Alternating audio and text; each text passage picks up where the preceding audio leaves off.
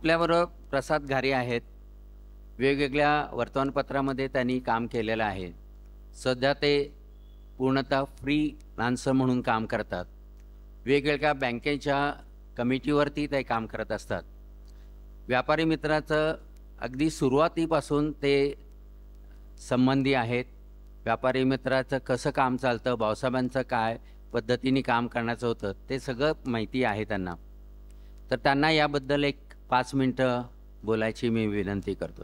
इयत्ता 11वी पासून म्हणजे साधारण 35 ते 40 वर्षापासून मी व्यापारी मित्र मासिकाशी संबंधित आहे. भाऊसाहेब शर्मा ज्यांनी व्यापारी मित्राची स्थापना केली, ते मुख्य संपादक म्हणून 75 वर्षापेक्षा जास्ती वर्ष कार्यरत होते.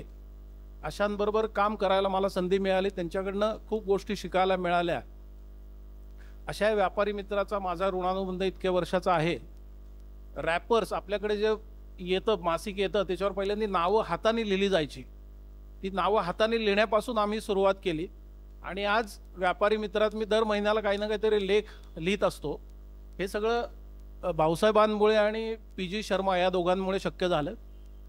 व्यापारी मित्राबद्दल मी तुम्हाला सांगणं बरोबर नाही, कारण का आपण अनेक वर्ष, 15 वर्ष, 20 वर्ष, 30 वर्ष, 40 वर्ष, काही काही 50-50 वर्ष व्यापारी मित्राचे वाचक आहात. मी सुद्धा व्यापारी मित्र इतके वर्ष वाचतो.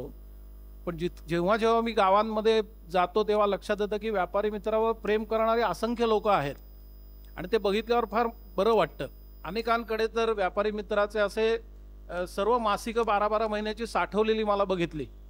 किंवा काही काही CA लोक तर असं करतात की आपल्या ग्राहकाला सांगतात की व्यापारी मित्राच्या या अंकामध्ये अमुक अमुक गोष्ट आलेली आहे, तू ती बघ. म्हणजे हा खऱ्या अर्थाने व्यापाऱ्यांचा सहाय्य करणारा व्यापारी मित्र हे मासिक आहे.